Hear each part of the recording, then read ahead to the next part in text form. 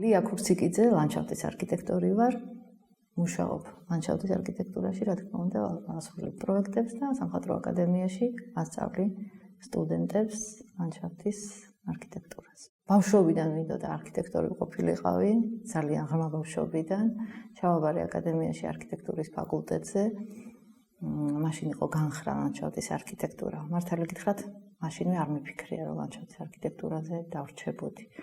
ძალიან დიდი კონკურსი იყო და იქ შედარებით ნაკლები იყო. ჩავაბარე, რომ გადავსულიყავი არქიტექტურაზე, მაგრამ მერე სწავლის პერიოდში მომეწონა ეს სპეციალობა და გადავწყვიტე დამემთავრებინა, არ გადავედი. თავიდანვე რაღაც კარგად წავიდა.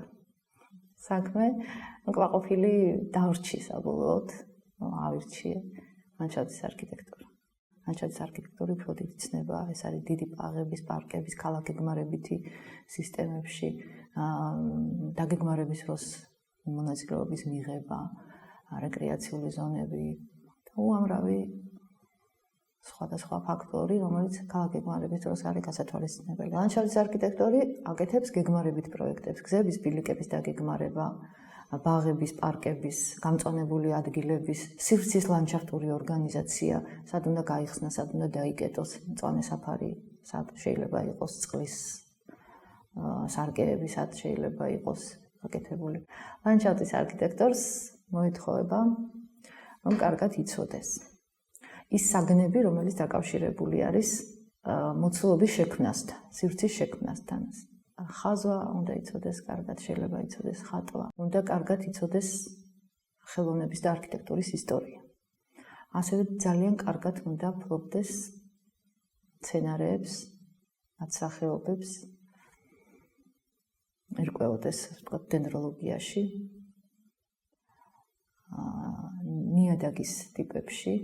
ლანდშაფტის არქიტექტორს უნდა ჰქონდეს პირველ რიგში კომუნიკაციის უნარი სხვა ადამიანებთან, იმიტომ რომ ეს არის ძირითადად გუნდური სამუშაო სხვა პროფესიის ადამიანებთან ერთად.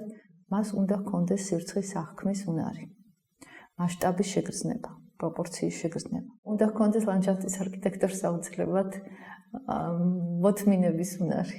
ლანდშაფტთან დაკავშირებული ბაღების, პარკების მშენებლობა და ასე შემდეგ ღონისძიებები დაკავშირებული არის ხანგრძლივ პერიოდთან. ამიტომ ეს უნარი მისთვის აუცილებელი. ამ პროფესიის უპირატესობა არის ის, რომ ჩვენ ვქმნით სილამაზეს, ჩვენ ვქმნით ძალიან კომფორტულ გარემოს ადამიანებისთვის და ეს პროცესი არის ძალიან სასიამოვნო.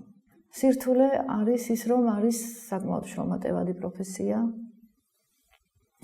ხანგრძლივი დროში გაწელილი, შედეგს ხედავ გაცილებით გვიან, ვიდრე სხვა პროფესიაში. არქიტექტორი ააშენებს სახლს და მაშინვე დაინახავს მისი სახლის სიკეთეს და ლანდშაფტის არქიტექტორს სჭირდება ამისთვის ცოტა ხანგრძლივი დრო. იმ ადამიანებმა, რომელმაც გარკვეული ეკონომიური ბაზა შეიქმნეს, აიშენეს ლამაზი სახლები, აქვთ ეზოები, უნდათ ამ ეზოების მოწყობა.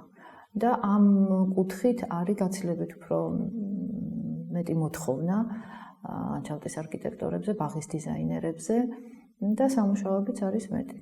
თუ ძალიან უყვართ ბუნება, ძალიან უყვართ სცენარეები, ძალიან უყვართ ქალაქი თავისი, გარემო და აქვთ შემოქმედებითი ნიჭი, აუცილებლად უნდა გახდეს ეს ადამიანი ლანდშაფტის არქიტექტორი.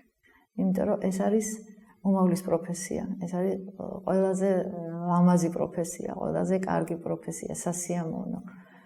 დაღლაც კი ის, რაც ახლავს ნებისმიერ პროფესიას, აქ ძალიან სასიამოვნოა, იმიტომ რომ არაჩვეულებრივ გარემოში.